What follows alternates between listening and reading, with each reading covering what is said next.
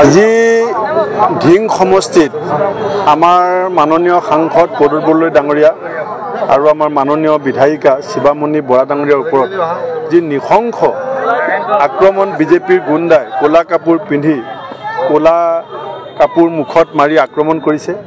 এইটো মই তীব্ৰ ভাষাৰে গৰিহণা দিছোঁ আৰু মই দেখিছোঁ যে হিমন্ত বিশ্ব শৰ্মাই আজি কিছুদিনৰ পৰা তেওঁৰ জনপ্ৰিয়তা যে দিনক দিনে হেৰাই গৈছে।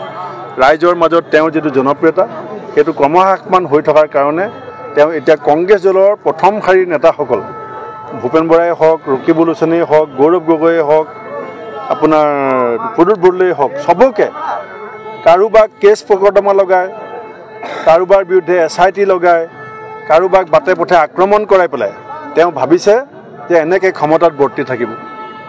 ৰাইজ হৈছে শুই থকা সিংহ। তেওঁ আচলতে কংগ্ৰেছৰ নেতাসকলক আক্ৰমণ কৰা নাই, ৰাইজক জোকাই আছে। গণতান্ত্ৰিক প্ৰমূল্য আৰু পৰম্পৰাৰ প্ৰতি হিমন্ত বিশ্ব শৰ্মাৰ যিটো ভাবুকি যে পঞ্চায়ত নিৰ্বাচনত তাৰমানে আমি কংগ্ৰেছীসকলে প্ৰচাৰত যাব নালাগে, আমি তাৰমানে বিজেপিক ৱাক অভাৰ দিব লাগে। তোমালোকে যদি ইমানেই কাম কৰিছা, তোমালোকে যদি জনসাধাৰণৰ স্বাৰ্থত ইমান কাম কৰি আছা, তোমালোকে কংগ্ৰেছক কিয় ভয় কৰিব লাগে? এইটোৱে প্ৰমাণ কৰে যে বিজেপি এতিয়া হতাশ, হিমন্ত বিশ্ব শৰ্মা হতাশ হৈছে, তেওঁ ভয় খাইছে আৰু সেইকাৰণে তেওঁ বাহুবল আৰু ধনবলেৰে এই নিৰ্বাচনী বৈতৰণি পাৰ হ'বলৈ চেষ্টা কৰিছে। কালিলৈ আমাৰ দলৰ এটা প্ৰতিনিধি দল DGP ডাঙৰীয়াক লগ ধৰিব। যদি পুলিচে অনতিপলমে দোষীক কাৰায়ত্ব কৰি শাস্তি প্ৰদান কৰে ভাল কথা, অন্যথাই কংগ্ৰেছে থানা ঘেৰাওৰ দৰে গণতান্ত্ৰিক আন্দোলনৰ কাৰ্যসূচী ল'বলৈ বাধ্য হ'ম। আজি ঢিং সমষ্টিত আমাৰ মাননীয় সাংসদ প্ৰদ্যুৎ বৰদলৈ ডাঙৰীয়া আৰু আমাৰ মাননীয় বিধায়িকা শিৱামণি বৰা ডাঙৰীয়াৰ ওপৰত যি নিশংস আক্ৰমণ বিজেপিৰ গুণ্ডাই ক'লা কাপোৰ পিন্ধি ক'লা কাপোৰ মুখত মাৰি আক্ৰমণ কৰিছে।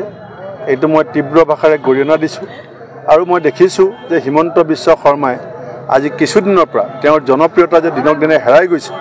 ৰাইজৰ মাজত তেওঁৰ যিটো জনপ্ৰিয়তা সেইটো ক্ৰমহ্ৰাসমান হৈ থকাৰ কাৰণে তেওঁ এতিয়া কংগ্ৰেছ দলৰ প্ৰথম শাৰীৰ নেতাসকল ভূপেন বৰাই হওক, ৰকিবুল হুছেইনেই হওক, গৌৰৱ গগৈয়ে হওক, আপোনাৰ প্ৰদ্যুৎ বৰদলৈয়ে হওক, চবকে কাৰোবাক কেছ পকৰ্দমা লগায়, কাৰোবাৰ বিৰুদ্ধে SIT লগায়, কাৰোবাক বাটে পথে আক্ৰমণ কৰাই পেলাই তেওঁ ভাবিছে যে এনেকৈ ক্ষমতাত বৰ্তি থাকিব।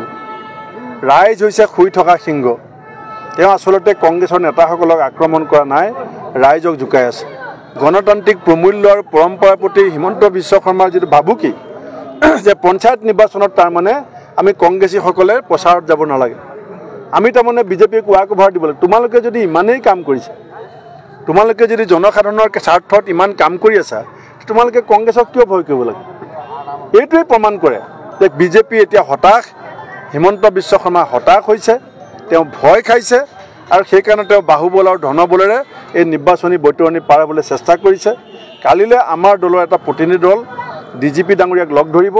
যদি পুলিচে অনতিপলমে দোষীক কাৰায়ত্ব কৰি শাস্তি প্ৰদান কৰে ভাল কথা, অন্যথাই কংগ্ৰেছে থানা ঘেৰাওৰ দৰে গণতান্ত্ৰিক আন্দোলনৰ কাৰ্যসূচী ল'বলৈ বাধ্য হ'ম।